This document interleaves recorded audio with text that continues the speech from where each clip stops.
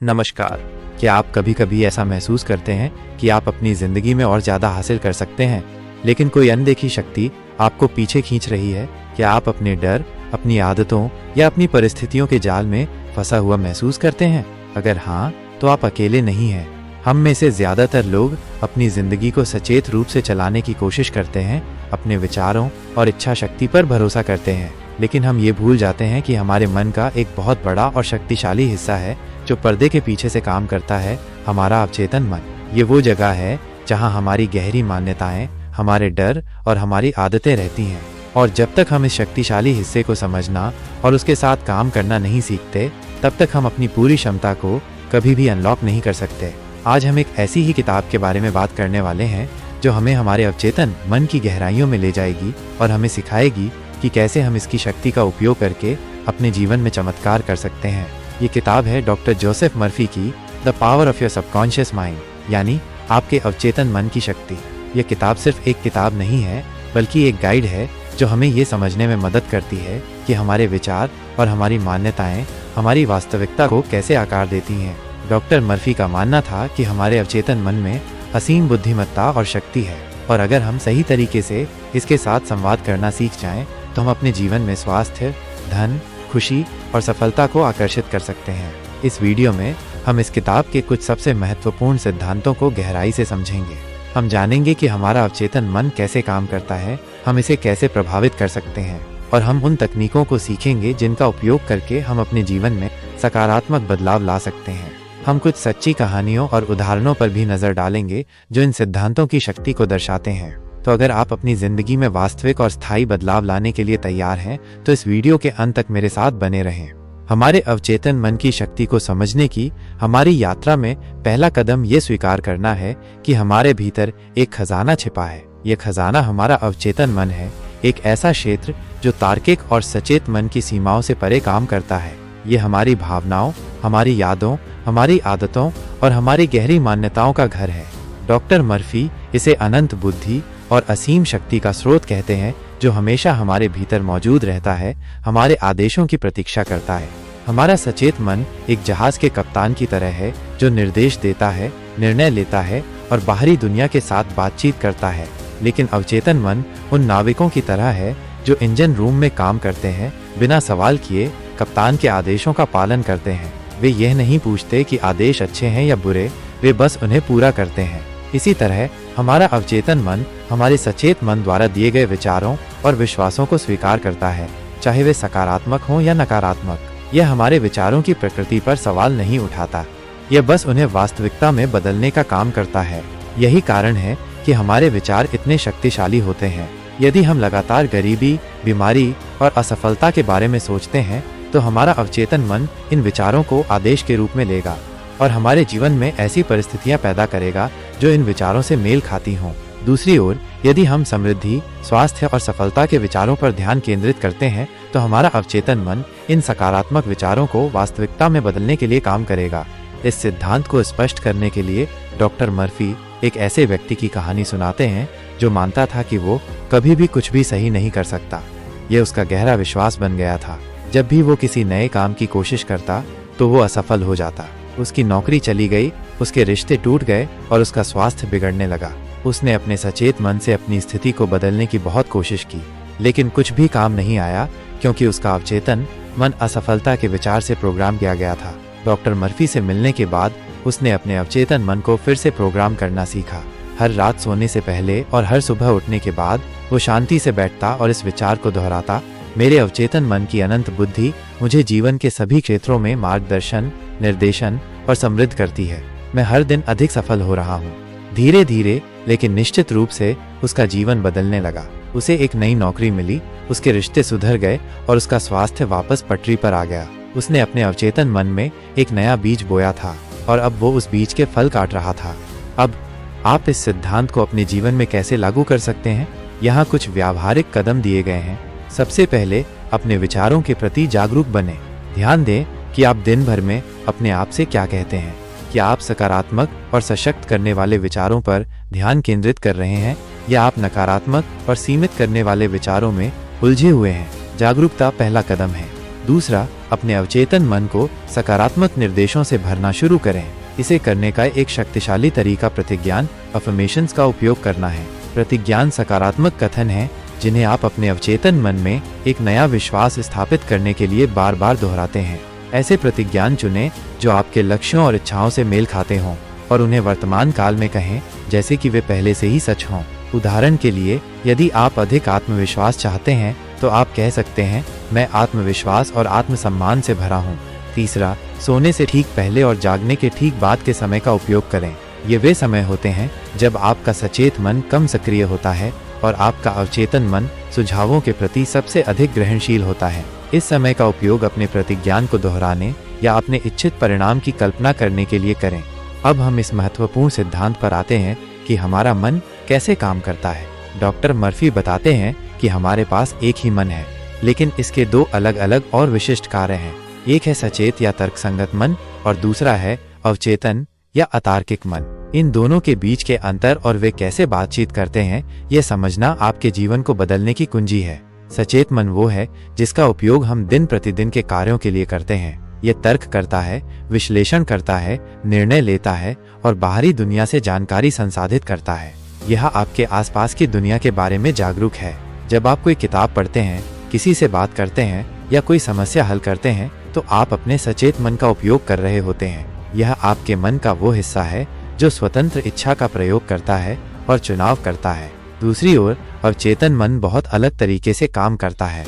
यह तर्क नहीं करता है, यह सवाल नहीं पूछता है। यह आपके सचेत मन द्वारा दिए गए विचारों, विश्वासों और छापों को स्वीकार करता है और उन्हें संग्रहित करता है। यह आपकी भावनाओं, यादों और आदतों का भंडार है। यह आपके शरीर के सभी अनैच्छिक कार्यों को भी नियंत्रित करता है, जैसे कि आपकी श्वास, आपका दिल की धड़कन और आपका पाचन। आप इन कार्यों के बारे में सचेत रूप से नहीं सोचते हैं। आपका अवचेतन मन स्वचालित रूप से उनका ध्यान रखता है। इन दोनों के बीच का संबंध एक बगीचे और एक माली जैसा है। आपका सचेत मन माली है और आपका अवचेतन मन बगीचा, मिट्टी है। आप दिन भर अपने विचारों के माध्यम से अपने अवचेतन मन में बीज विचार बोते रहते हैं। जैसा आप बोएंगे वैसा ही आप काटेंगे। यदि आप शांति, खुशी, सही कार्रवाई और सद्भावना के विचार बोते हैं तो आपका जीवन एक सुंदर बगीचा बन जाएगा। लेकिन अगर आप भ्रम, चिंता, भय और कमी के विचार बोते हैं तो आपका जीवन खरपतवार से भर जाएगा। आपका अवचेतन मन इस बात की परवाह नहीं करता कि आप कौन से बीज बो रहे हैं, ये बस उन्हें उगाएगा। यह नैतिक रूप से तटस्थ है। यह अच्छे को भी उतना ही आसानी से स्वीकार करता है जितना बुरे को। यही कारण है कि यह समझना बहुत महत्वपूर्ण है कि आप अपने अवचेतन मन को क्या खिला रहे हैं। अब हम अपने अवचेतन मन की चमत्कारी उपचार शक्ति के बारे में बात करेंगे। डॉक्टर मर्फी का दृढ़ विश्वास था कि हमारे अवचेतन मन में एक अंतर्निहित उपचार सिद्धांत है जो हमारे शरीर के सभी महत्वपूर्ण कार्यों को नियंत्रित और निर्देशित करता है। यह वही शक्ति है जो एक कट को ठीक करती है, टूटी हुई हड्डी को जोड़ती है और लगातार हमारे शरीर की कोशिकाओं का नवीनीकरण करती है। यह बुद्धिमान शक्ति हमेशा स्वास्थ्य और पूर्णता की ओर काम कर रही है। जब हम बीमार होते हैं तो ये अक्सर इसलिए होता है क्योंकि हमने नकारात्मक विचारों, भय, चिंता और रिसेंटमेंट के माध्यम से इस प्राकृतिक उपचार प्रक्रिया में हस्तक्षेप किया है। ये नकारात्मक विचार और भावनाएं हमारे अवचेतन मन में बाधाएं पैदा करती हैं, जिससे जीवन शक्ति का मुक्त प्रवाह रुक जाता है। जब ऐसा होता है तो शरीर बीमारी के रूप में प्रतिक्रिया करता है। इसलिए सच्चा उपचार केवल बाहरी लक्षणों का इलाज करने से नहीं आता है, बल्कि मन के भीतर की मानसिक बाधाओं को दूर करने से आता है। जब हम अपने मन को शांति, सद्भाव और प्रेम के विचारों से भर देते हैं तो हम अपने अवचेतन मन की उपचार शक्ति को मुक्त करते हैं ताकि वह अपना काम कर सके। डॉक्टर मर्फी एक ऐसे व्यक्ति का उदाहरण देते हैं जिसे गंभीर त्वचा रोग था। उसने कई डॉक्टरों से इलाज कराया और कई तरह की दवाइयाँ ली, लेकिन कुछ भी काम नहीं आया। वह निराश और हताश था। डॉक्टर मर्फी ने उसे समझाया कि उसकी त्वचा की स्थिति उसके मन में दबी हुई रिसेंटमेंट और क्रोध का बाहरी प्रतिबिंब थी। उसने सालों से अपने एक पूर्व बिजनेस पार्टनर के प्रति कड़वाहट पाल रखी थी, जिसने उसे धोखा दिया था। ये नकारात्मक भावना उसके अवचेतन मन को विषाक्त कर रही थी और उसकी त्वचा पर प्रकट हो रही थी। डॉक्टर मर्फी ने उसे क्षमा का अभ्यास करने की सलाह दी। हर रात वो शांति से बैठता और अपने पूर्व पार्टनर की कल्पना करता। वह उसे शांति, सद्भाव और जीवन के सभी आशीर्वादों की कामना करता। उसने ईमानदारी से उसे माफ कर दिया और अपने मन से सारी कड़वाहट निकाल दी। उसने अपने अवचेतन मन के लिए एक नया खाका भी बनाना शुरू कर दिया। ये दोहराते हुए मेरे अवचेतन मन की उपचार शक्ति मेरे शरीर की हर कोशिका में प्रवाहित हो रही है, जिससे मेरी त्वचा साफ, स्वस्थ और परिपूर्ण हो रही है। कुछ ही महीनों में उसकी त्वचा की स्थिति में नाटकीय रूप से सुधार हुआ और अंततः वो पूरी तरह से ठीक हो गया। उसने अपने मन को ठीक कर लिया था और उसके शरीर ने उसका अनुसरण किया। एक और प्रेरक कहानी एक महिला की है जो गठिया से पीड़ित थी। उसके हाथ इतने सूज गए थे और दर्दनाक थे कि वो मुश्किल से हिल पाती थी। डॉक्टरों ने उसे बताया कि उसकी स्थिति लाइलाज है। उसने डॉक्टर मर्फी से संपर्क किया, जिन्होंने उसे समझाया कि उसके हाथ उसके मन में आलोचना और निंदा के विचारों का प्रतीक थे। वो लगातार दूसरों की और खुद की आलोचना करती थी।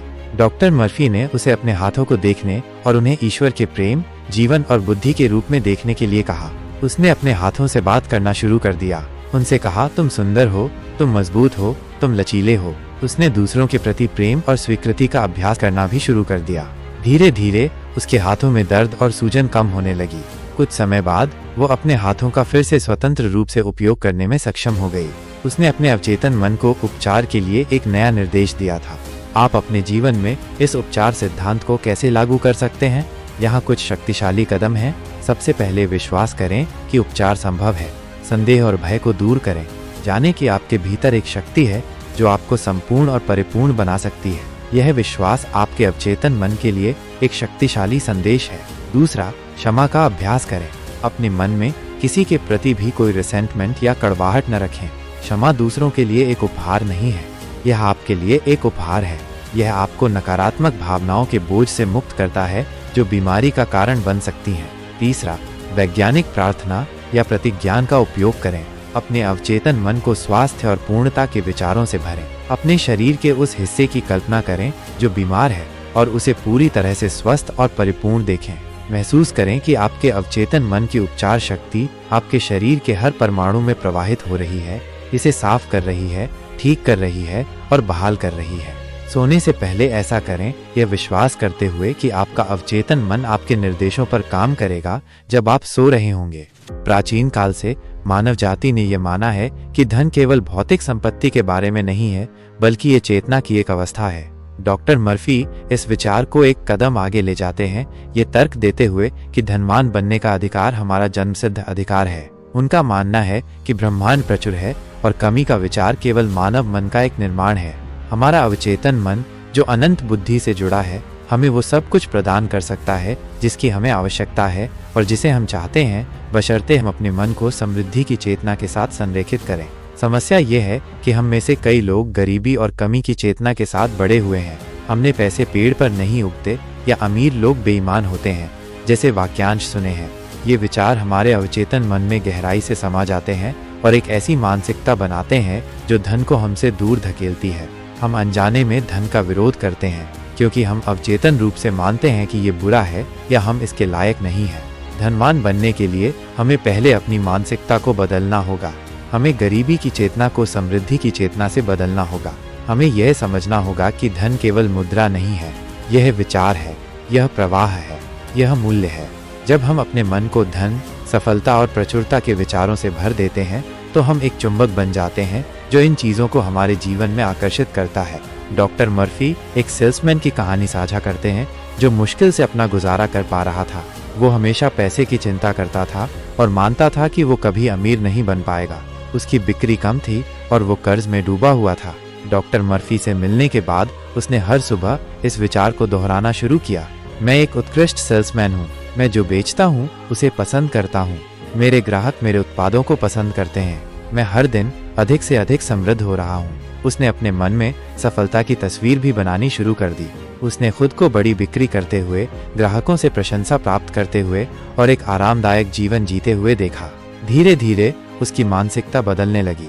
उसने अपने काम में अधिक आत्मविश्वास और उत्साह महसूस करना शुरू कर दिया। उसके रवैये में बदलाव ने उसके ग्राहकों को आकर्षित किया और उसकी बिक्री बढ़ने लगी। कुछ ही वर्षों में वह अपनी कंपनी के शीर्ष सेल्समैन में से एक बन गया। उसने वो सब कुछ हासिल कर लिया था जिसकी उसने कल्पना की थी, क्योंकि उसने अपने अवचेतन मन को सफलता के लिए फिर से प्रोग्राम किया था। एक और उदाहरण एक लेखक का है जो अपनी किताब प्रकाशित करने के लिए संघर्ष कर रहा था। उसे कई प्रकाशकों से अस्वीकृति मिली थी और वह हार मानने वाला था। उसने अपने अवचेतन मन का उपयोग करने का फैसला किया। हर रात वह कल्पना करता कि उसकी किताब एक बेस्ट सेलर है। वह बुक स्टोर्स में अपनी किताब के ढेर देखता, अखबारों में सकारात्मक समीक्षाएं पढ़ता और पाठकों से पत्र प्राप्त करता जो उसे बताते कि उसकी किताब ने उनके जीवन को कैसे बदल दिया। उसने अपने अवचेतन मन में सफलता का एक ज्वलंत और विस्तृत खाका बनाया। कुछ समय बाद उसे एक प्रकाशक से एक अप्रत्याशित फोन आया जिसने उसकी पांडुलिपि पढ़ी थी और उसे प्रकाशित करना चाहता था। किताब एक बड़ी सफलता बन गई, ठीक उसी तरह जैसे उसने कल्पना की थी। तो आप अपने जीवन में समृद्धि की चेतना कैसे विकसित कर सकते हैं? यहाँ कुछ व्यावहारिक कदम हैं। सबसे पहले, पैसे की कभी आलोचना न करें। पैसे को गंदा या बुराई की जड़ न कहें। याद रखें, पैसा अपने आप में न तो अच्छा है और न ही बुरा, ये केवल ऊर्जा का एक रूप है। जब आप पैसे की निंदा करते हैं तो आप उसे अपने से दूर धकेल देते हैं। दूसरा, अपने अवचेतन मन को धन और प्रचुरता के विचारों से भरें। दिन में कई बार खुद से कहें, मैं पैसे से प्यार करता हूँ, मैं इसका बुद्धिमानी, रचनात्मक और विवेकपूर्ण तरीके से उपयोग करता हूँ। पैसा लगातार मेरे जीवन में प्रसारित हो रहा है, मैं इसे खुशी से छोड़ता हूँ और ये कई गुना होकर मेरे पास लौटता है। तीसरा, नियमित रूप से प्रचुरता की भावना महसूस करें। अपने जीवन में उन सभी चीजों के लिए आभारी रहें जो आपके पास पहले से हैं। गरीबी की भावना पर ध्यान केंद्रित करने के बजाय समृद्धि की भावना पर ध्यान केंद्रित करें। भले ही आपके बैंक खाते में ज्यादा पैसा न हो, आप अमीर महसूस कर सकते हैं। महसूस करें कि आप अपने जीवन के सभी क्षेत्रों में समृद्ध, सफल और संपन्न हैं। यह भावना आपके अवचेतन मन द्वारा ग्रहण की जाएगी और आपके अनुभव में प्रकट होगी। अब हम आपके आदर्श साथी को आकर्षित करने के लिए अवचेतन मन की शक्ति का उपयोग करने के आकर्षक विषय पर आते हैं। डॉक्टर मर्फी का मानना है कि अकेलापन या असंतोषजनक रिश्ते हमारे आंतरिक, मानसिक और भावनात्मक स्थिति का प्रतिबिंब है। यदि हम अवचेतन रूप से मानते हैं कि हम प्यार के लायक नहीं हैं या कि सभी अच्छे लोग पहले से ही ले लिए गए हैं, तो हम अनजाने में ऐसी परिस्थितियों का निर्माण करेंगे जो इन विश्वासों की पुष्टि करती हैं। एक सामंजस्यपूर्ण और प्रेमपूर्ण संबंध को आकर्षित करने के लिए हमें पहले अपने भीतर एक प्रेमपूर्ण और सामंजस्यपूर्ण मानसिकता विकसित करनी होगी। हमें अपने अवचेतन मन को उन गुणों और विशेषताओं से प्रभावित करना होगा जिन्हें हम एक साथी में चाहते हैं और साथ ही उन गुणों को अपने भीतर विकसित करना होगा। जब आप मानसिक रूप से उस व्यक्ति के प्रकार पर ध्यान केंद्रित करते हैं जिसे आप आकर्षित करना चाहते हैं, तो आप अपने अवचेतन मन को एक स्पष्ट निर्देश दे रहे होते हैं। आपका अवचेतन मन अपनी अनंत बुद्धि के माध्यम से आपको उस व्यक्ति के साथ एक साथ लाने के तरीके और साधन खोजेगा। यह महत्वपूर्ण है कि आप बाहरी विशेषताओं जैसे कि रूप, रंग या सामाजिक स्थिति पर ध्यान केंद्रित न करें, बल्कि आंतरिक गुणों जैसे कि ईमानदारी, वफादारी, प्रेम और आध्यात्मिक समझ पर ध्यान केंद्रित करें। जब आप इन गुणों को अपने मन में रखते हैं तो आप एक ऐसे व्यक्ति को आकर्षित करेंगे जो आपके अपने आदर्शों और मूल्यों से मेल खाता। अब हम क्षमा के शक्तिशाली सिद्धांत पर आते हैं जो मानसिक और आध्यात्मिक उपचार की आधारशिला है। डॉक्टर मर्फी जोर देकर कहते हैं कि दूसरों को और खुद को माफ करने में असमर्थता स्वास्थ्य, खुशी और समृद्धि के लिए सबसे बड़ी बाधाओं में से एक है। जब हम रिसेंटमेंट, क्रोध, आलोचना और द्वेष को अपने मन में रखते हैं तो हम सचमुच अपने आप को जहर दे रहे होते हैं। ये नकारात्मक भावनाएं हमारे अवचेतन मन के सामान्य, सामंजस्यपूर्ण कामकाज को बाधित करती हैं और सभी प्रकार की बीमारियों और डिस्ग्राशिया का कारण बन सकती हैं। क्षमा का मतलब ये नहीं है कि आप किसी और द्वारा किए गए गलत काम को माफ कर रहे हैं या भूल रहे हैं। इसका मतलब ये है कि आप अपने आप को नकारात्मक भावनाओं के बोझ से मुक्त कर रहे हैं। क्षमा मुख्य रूप से आपके लिए एक उपहार है। जब आप माफ करते हैं तो आप अपने मन को साफ करते हैं और अपने अवचेतन मन की उपचार शक्ति को अपना काम करने की अनुमति देते हैं। ये ब्रह्मांडीय कानून के साथ सद्भाव में आने का एक कार्य है। ईश्वर या जीवन किसी की निंदा नहीं करता है और जब हम दूसरों की निंदा करते हैं या खुद की आलोचना करते हैं तो हम इस सामंजस्यपूर्ण सिद्धांत के खिलाफ जा रहे होते हैं। अब हम इस महत्वपूर्ण विषय पर आते हैं कि हमारा अवचेतन मन हमारी आदतों को कैसे नियंत्रित करता है और हम स्थायी परिवर्तन कैसे ला सकते हैं। आदत अनिवार्य रूप से आपके अवचेतन मन में एक विचार या क्रिया का एक गहरा खाका है। जब आप किसी विचार या क्रिया को बार बार दोहराते हैं तो ये आपके अवचेतन मन में एक नाली या पथ बना देता है। कुछ समय बाद यह क्रिया स्वचालित हो जाती है। आप इसके बारे में सचेत रूप से नहीं सोचते हैं। आपका अवचेतन मन इसे संभाल लेता है। यह अच्छी आदतों और बुरी आदतों दोनों के लिए सच है। यदि आप एक नकारात्मक या विनाशकारी आदत से पीड़ित हैं, चाहे वो धूम्रपान हो, अत्यधिक शराब पीना हो, टालमटोल हो या नकारात्मक सोच हो, तो ये इसलिए है क्योंकि आपने अपने अवचेतन मन को उस विशेष व्यवहार के साथ प्रोग्राम किया है। आप इसे बार बार दोहराकर उस आदत को अपने भीतर स्थापित कर चुके हैं। बुरी खबर यह है कि आदतें शक्तिशाली हो सकती हैं। अच्छी खबर यह है कि आप एक स्वतंत्र प्राणी हैं और आप अपनी आदतों को चुन सकते हैं। आप एक पुरानी आदत को तोड़ सकते हैं और एक नई सकारात्मक आदत को स्थापित कर सकते हैं, बस अपने अवचेतन मन को फिर से प्रोग्राम करके। इसे केवल इच्छा शक्ति से करने की कोशिश करना अक्सर एक कठिन संघर्ष होता है। आप अपने सचेत मन से लड़ रहे होते हैं, लेकिन आपका अवचेतन मन अभी भी पुरानी आदत की ओर खिंचा जा रहा होता है। सच्चा और स्थायी परिवर्तन तब होता है जब आप अपने अवचेतन मन को अपने साथ काम करने के लिए राजी करते हैं। डॉक्टर मर्फी एक ऐसे व्यक्ति की कहानी बताते हैं जो एक भारी धूम्रपान करने वाला था। उसने कई बार छोड़ने की कोशिश की थी, लेकिन हमेशा असफल रहा। उसकी इच्छा शक्ति कुछ दिनों या हफ्तों तक ही चलती थी और फिर वो फिर से धूम्रपान करने लगता था। उसने अपने अवचेतन मन का उपयोग करने का फैसला किया।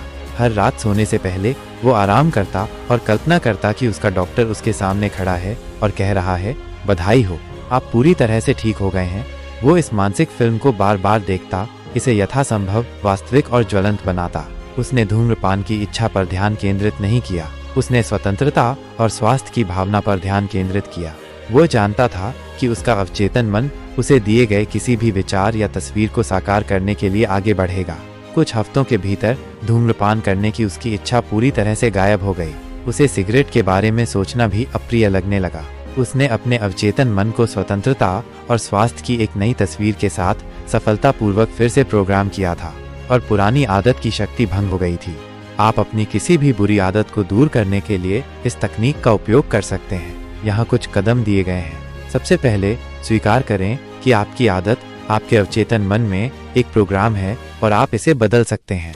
दूसरा, उस परिणाम या भावना पर ध्यान केंद्रित करें जिसे आप अनुभव करना चाहते हैं। आदत से लड़ने पर ध्यान केंद्रित न करें, इसके बजाय उस स्वतंत्रता, शांति या स्वास्थ्य पर ध्यान केंद्रित करें जो आपको तब मिलेगा जब आप आदत से मुक्त हो जाएंगे। अपने मन में एक ज्वलंत तस्वीर बनाएं कि आप उस नई स्थिति में कैसे होंगे। तीसरा, अपने अवचेतन मन को अपनी नई तस्वीर से प्रभावित करें। सोने से पहले और जागने के बाद का समय इसके लिए सबसे अच्छा है। आराम करें, अपने शरीर और मन को शांत करें और अपनी मानसिक फिल्म चलाएं। इसे भावना के साथ करें। महसूस करें कि आप पहले से ही स्वतंत्र हैं। महसूस करें कि आप पहले से ही वो व्यक्ति हैं जो आप बनना चाहते हैं।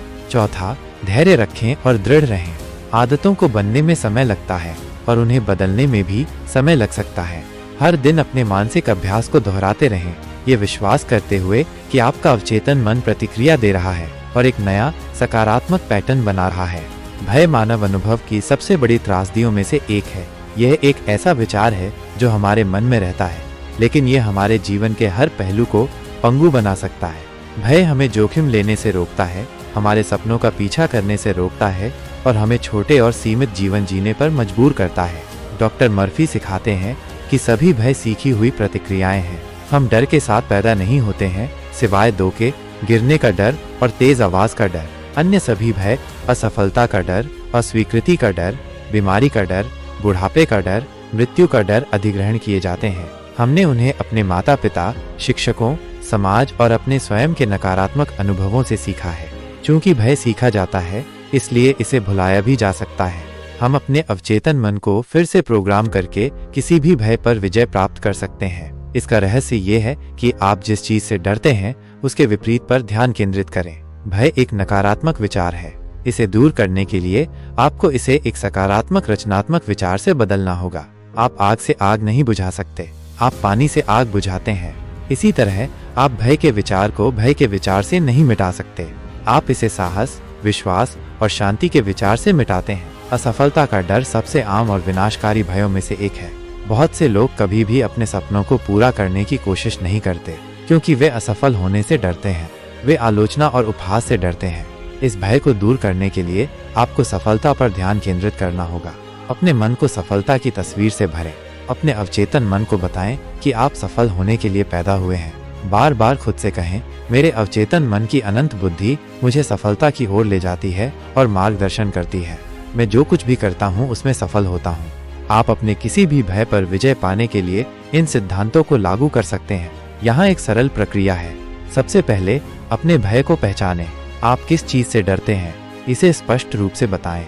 दूसरा, जाने कि भय आपके मन में केवल एक विचार है, इसकी कोई वास्तविक शक्ति नहीं है सिवाय इसके कि आप इसे देते हैं। तीसरा, अपने भय के विपरीत पर ध्यान केंद्रित करें। यदि आप बीमारी से डरते हैं तो स्वास्थ्य पर ध्यान केंद्रित करें। यदि आप गरीबी से डरते हैं तो समृद्धि पर ध्यान केंद्रित करें। यदि आप अकेलेपन से डरते हैं तो प्रेम और साहचर्य पर ध्यान केंद्रित करें। चौथा, अपने अवचेतन मन में एक नया विश्वास स्थापित करने के लिए प्रतिज्ञान और कल्पना का उपयोग करें। अपने आप से बार बार कहें, मैं अंडरस्कोर अपने भय का विपरीत हूँ। अपनी कल्पना में देखें कि आप पहले से ही भय से मुक्त हैं और वो जीवन जी रहे हैं जो आप जीना चाहते हैं। इसे भावना और विश्वास के साथ करें। जब आप इन कदमों का पालन करते हैं तो आप धीरे धीरे अपने अवचेतन मन से भय के पुराने पैटर्न को मिटा देंगे और इसे साहस, विश्वास और शांति के एक नए पैटर्न से बदल देंगे। आज हमने डॉक्टर जोसेफ मर्फी की क्रांतिकारी किताब आपके अवचेतन मन की शक्ति के कुछ सबसे परिवर्तनकारी सिद्धांतों की खोज की है। हमने सीखा है कि हमारे भीतर एक खजाना है, हमारा अवचेतन मन, जो अनंत बुद्धि और शक्ति का स्रोत है। हमने ये भी समझा है कि हमारा मन कैसे काम करता है, जिसमें सचेत मन माली के रूप में और अवचेतन मन बगीचे के रूप में कार्य करता है, जो हमारे द्वारा बोए गए किसी भी विचार को उगाएगा। हमने अवचेतन मन की चमत्कारी उपचार शक्ति का पता लगाया है और ये भी कि कैसे हम अपने मन को समृद्धि की चेतना के साथ संरेखित करके धन को आकर्षित कर सकते हैं। हमने सीखा है कि कैसे हम अपने आदर्श साथी को आकर्षित कर सकते हैं और कैसे क्षमा का अभ्यास हमारे जीवन में स्वास्थ्य और खुशी ला सकता है। अंत में हमने देखा है कि कैसे हम विनाशकारी आदतों को तोड़ सकते हैं और किसी भी भय पर विजय प्राप्त कर सकते हैं। ये सभी सिद्धांत एक दूसरे से गहराई से जुड़े हुए हैं। वे सभी एक ही मूल सत्य पर आधारित हैं। हमारे विचार हमारी वास्तविकता बनाते हैं। हम जो कुछ भी अपने अवचेतन मन में विश्वास के साथ और भावना के साथ अंकित करते हैं, वो हमारे अनुभव में प्रकट होगा। यह एक सार्वभौमिक नियम है, जैसे गुरुत्वाकर्षण का नियम। यह हमेशा काम करता है, चाहे हम इसके बारे में जानते हों या नहीं। जब आप इन सिद्धांतों को अपने जीवन में लागू करना शुरू करते हैं तो आपको कुछ चुनौतियों का सामना करना पड़ सकता है। हो सकता है कि आपको शुरुआत में प्रेरणा की कमी महसूस हो या पुराने नकारात्मक विचार वापस आने की कोशिश करें। यह सामान्य है। दशकों की नकारात्मक प्रोग्रामिंग को रातों रात बदलना मुश्किल हो सकता है। किताब सुझाव देती है कि कुंजी दृढ़ता है। आपको अपने नए सकारात्मक विचारों को बार बार दोहराना होगा जब तक कि वे आपके अवचेतन मन में एक नया खाका न बना लें। एक और आम चुनौती विफलता का अनुभव करना है। हो सकता है कि आप तुरंत परिणाम न देखें और आप निराश हो सकते हैं। याद रखें, बीज को अंकुरित होने में समय लगता है। आपको अपने अवचेतन मन पर विश्वास रखना होगा और ये जानना होगा कि ये अपने समय में और अपने तरीके से काम कर रहा है। बस अपने मानसिक अभ्यास को जारी रखें और परिणाम अंततः दिखाई देंगे। इस यात्रा को समाप्त करते हुए मैं आपको एक शक्तिशाली और उत्साहजनक संदेश के साथ छोड़ना चाहता हूँ। आप अपनी परिस्थितियों के शिकार नहीं हैं। आप अपनी नियति के निर्माता हैं। आपके भीतर एक शक्ति है जो पहाड़ों को हिला सकती है, बीमारियों को ठीक कर सकती है और आपके वाइल्डेस्ट सपनों को हकीकत में बदल सकती है। ये शक्ति आपका अवचेतन मन है। यह आपका सबसे वफादार सेवक है जो हमेशा आपके आदेशों का पालन करने के लिए तैयार रहता है। अब आपके पास चाबियां हैं। आपके पास अपने अवचेतन मन के साथ संवाद करने और इसे अपने जीवन में अच्छाई, सच्चाई और सुंदरता लाने का निर्देश देने के लिए ज्ञान और तकनीकें हैं। लेकिन ज्ञान ही काफी नहीं है। आपको कार्रवाई करनी होगी। इस वीडियो को देखने के बाद एक नोटबुक लें और एक ऐसी आदत या विश्वास को लिखें जिसे आप बदलना चाहते हैं। आज ही उस बदलाव को आसान बनाने के लिए एक छोटा कदम उठाएं। चाहे वो एक सकारात्मक प्रतिज्ञान दोहराना हो, क्षमा का अभ्यास करना हो या अपने लक्ष्यों की कल्पना करना हो, बस शुरुआत करें। छोटे लगातार कदम समय के साथ बड़े परिणाम देते हैं। याद रखें, आप जो कुछ भी चाहते हैं वो पहले से ही आपके भीतर मौजूद है, एक संभावना के रूप में आपके अवचेतन मन की गहराइयों में। आपका काम बस उस संभावना को जगाना है, उसे अपने विश्वास और अपनी भावना से पोषित करना है और उसे अपनी वास्तविकता में प्रकट होते देखना है। आपका भविष्य आपके विचारों पर निर्भर करता है, इसलिए बुद्धिमानी से चुनें। महानता, खुशी और प्रचुरता के विचार चुनें। आपका जीवन आपके विचारों का प्रतिबिंब है। इसे एक उत्कृष्ट कृति बनाएं।